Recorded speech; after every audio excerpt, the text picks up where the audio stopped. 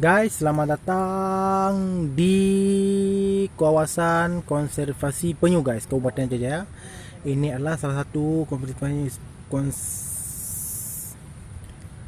kawasan konservasi penyu yang ada di Aceh dan terbesar di Sumatera guys. Jadi guys, sekarang gua lagi berada di salah satu tempat konservasi penyu yang katanya habitat ini dilindungi guys. Guys, apabila kawan-kawan mau melihat penyu, bagaimana kehidupan penyu, bagaimana penyu lahir dan menetas, boleh datang saja ke Aceh Jaya guys. Dikarenakan guys, lokasinya guys seperti di Arkansas US guys ya.